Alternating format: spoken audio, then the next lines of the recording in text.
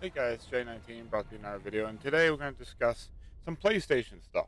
I haven't done these in a while for PlayStation, especially PlayStation Studio side stuff, right? Um, there's been a lot of stuff going around, and it's starting to get my attention. You know, TGS is next month, right? We got PlayStation first time going to be there since 2019. A lot of speculation, word going around that the PlayStation 5 Pro could be announced there. They're going to have probably the V2 controller, DualSense controller that's going to have a lot better battery power and whatnot. That could be there as well. Um, Now we're thinking, is that all? Is that all PlayStation's got? What else are they going to show, right? They got Astrobot coming out um, next month. Like, but Tokyo Game Show is not until like later on that year, that month, then I know marketing. You still market games after they come out, but if that's all Sony's got, just like two or three things, Everyone keeps secrets. why are they gonna be there for the first time, right, in person? Because if you look back at the 2019, they showed off like Sometimes it's the only way Death to protect Stranding. I think yourself. Death Stranding had like a PC release or something. I'm not sure, but they was on the card. They had like Gran Turismo Sport. They had a few other games, right? There's a few other games, like big games. I forgot the whole list, but I was like shocked they actually had all these games there. Like they want to showcase what they have on their platforms. There's like the Japanese side of stuff, especially the Japan gamers and stuff. Try to pull them in. Try to get them to buy a PlayStation because Sony. People forget that Sony is actually a Japanese studio, right? A Japanese company. Just because they moved their headquarters to California doesn't mean that they're not a still not a Japanese led company, right? They still yes, they're like the Western audience in UK, the Europe, they're all like that's the main focus, and they lost kind of like their edge in Japan. How do you get Japan players to buy your console? You gotta show them some stuff. And Cory Barlog just came out of nowhere, and he says I'm back, and he made a statement about like somebody, some kind of like the Badlands. It's giving some cryptic tweet, and I wish I can pull it up to you guys, but I couldn't get it around. But you guys can look up his Twitter post, his Twitter account, and he has like encrypted messages there. Talk about, hey, I have returned from the Badlands, and it's like just him with his face and stuff like that. Like he's made a cryptic message and got people talking. He don't just post stuff because just say, hey guys, I'm just gonna be cool and just act like just post something cryptic and just be like that's how I roll. Um, just because he's back the game development. Well, they've been developing the game for since like 2021 at least, or even before that. So a lot of these games are starting to be like 3 to 4 years, possibly 5 years in development. This is the time that now I think with Cory Barlog's game, I think it's ready to be shown off. I think he's ready to like start marketing this thing. I think that's what cryptic message means, right? He's back. He can't wait to like get back at it, like because he's been so busy developing this game. That's why he made that cryptic text. But if you think about it, the cryptic text has some information about like what kind of setting is the game's going to take place. A lot of people think it's a sci-fi type game. It could be. It could be a fantasy game style game. We don't know yet, right? All we know about them is God of War, pretty much. Horizon, like Guerrilla Games, taught like they had a post out. They talking about the online multiplayer for Horizon. They've been working on it for like 6 years. They're starting to come up with that idea. To start talking more about that. Um, so with that, yeah, Astrobot coming out. I think usually when Capcom or Square Enix or like Bandai Namco stuff like that, you usually have a time slot, right? That's what Tokyo Game Show is about. They get a time slot. Like Square sometimes gets like an hour or two, like talk about their games. If Sony gets like an hour and a half time slot, right? I'm making my prediction now, a bold prediction. And I know a lot of people have said this as well, but I'm gonna go with it. This is a bold prediction on my end. If we see in the coming weeks, we see the time slots, right? We see how long each. They'll have a chart of every single game developer up there, right? Square, Capcom, Bandai Namco, PlayStation, right? Sony.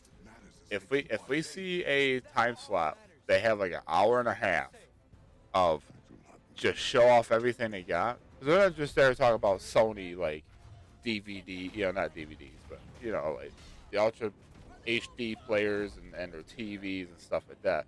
It's PlayStation, right? It's a Tokyo Game Show. It's not about Sony's other department. It's about PlayStation. What does that mean to me? Tokyo Game Show is probably the biggest thing they got.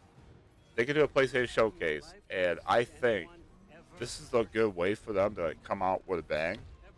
If they can get people excited for their games, watch out.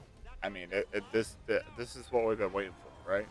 If, like I said, if they get a time slot of like over an hour to 2 hours of showing off games, yeah, they got some stuff to show us.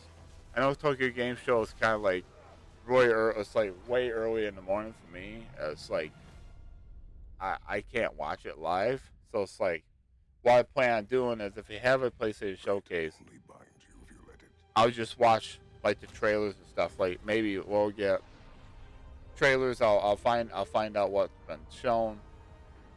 And I'll do a reaction videos for that. But I tell you what, this is a good way to do this, right? They could have their own PlayStation showcase. They might do that, right? They might just do a PlayStation showcase before Tokyo Game Show. Then just show off like trailers or have just developer teams come out and talk about their games for like an hour or two, right? Maybe show off the trailers. We don't know what their plans are, but again, my prediction is we're gonna get a PlayStation showcase. Cory Barlog's back. He looks excited to talk about his new game.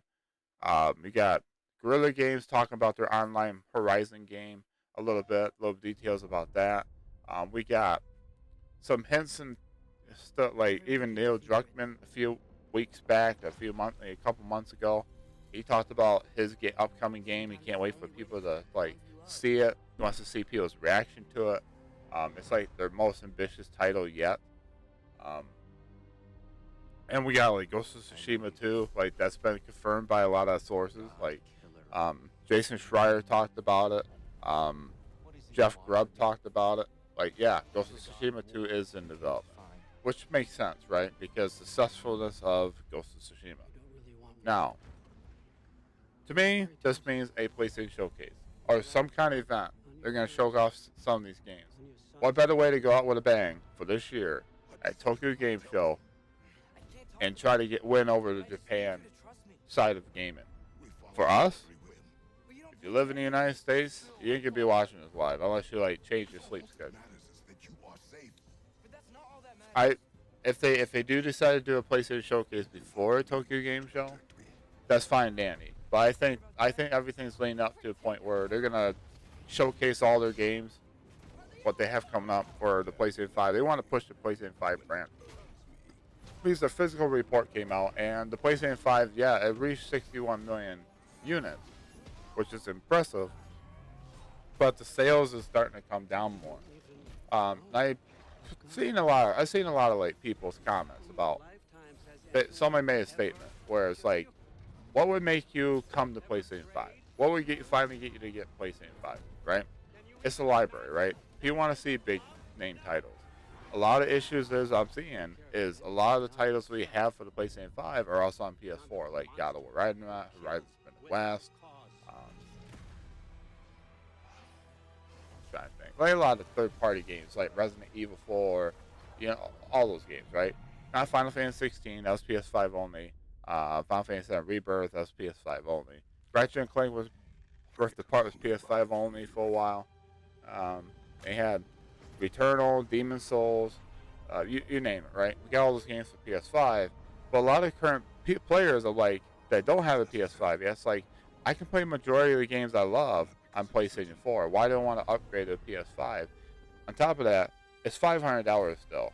Like, yes, they had like a $50 off sale recently, which helps, but it's like Sony needs like either have like a big sale that's come up, like Black Friday, like gets the sales down like $100, cut it down, or $150 or something like that, bring it down a little bit.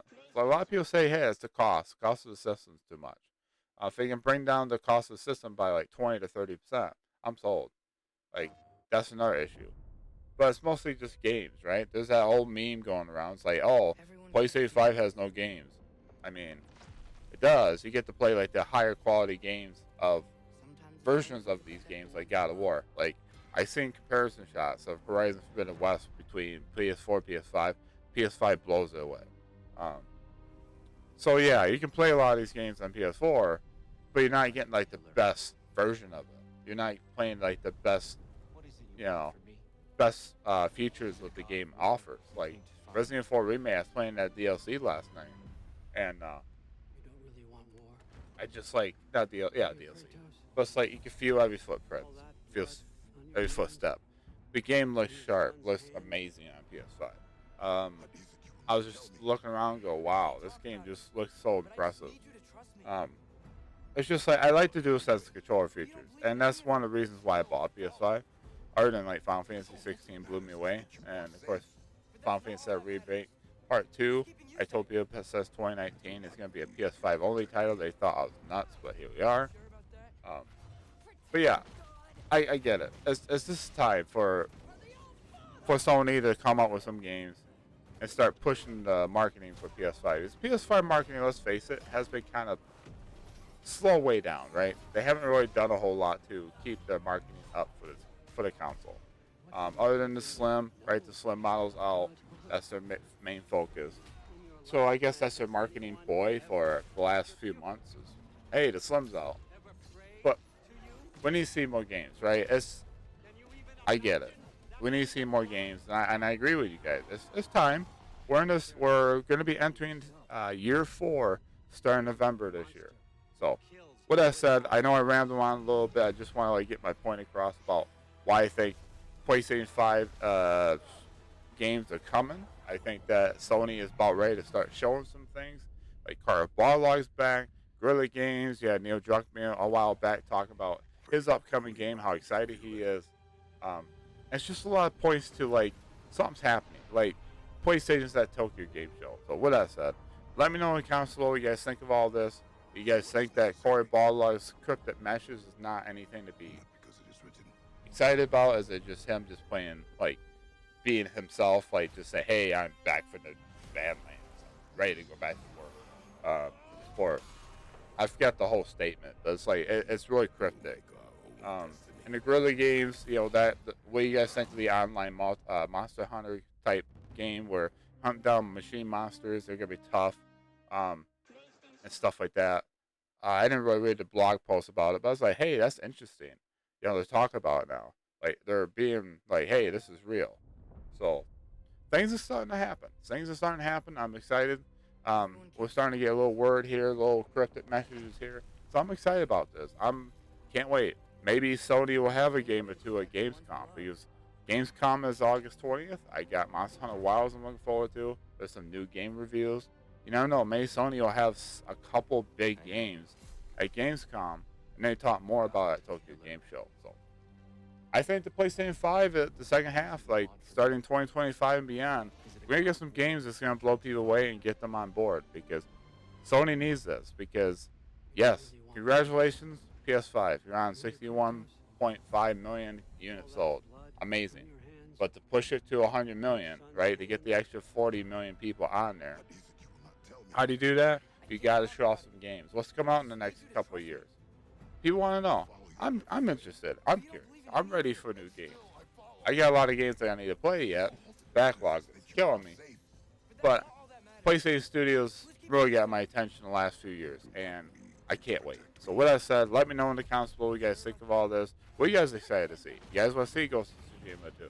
You guys ready to see new IPs from Naughty Dog and Santa Monica?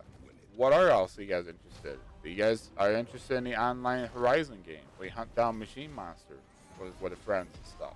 Let me know what you guys want to see. I want to have a wonderful conversation in the comments below. With that said, I hope you guys enjoyed this video. Are you guys excited for possibly a PlayStation Showcase? Is it finally time to see some first-party games? Because I'm excited. It's time. So with that said, hope you guys have a wonderful day, wonderful night. Keep on keeping on, and I'll catch you all in the next video.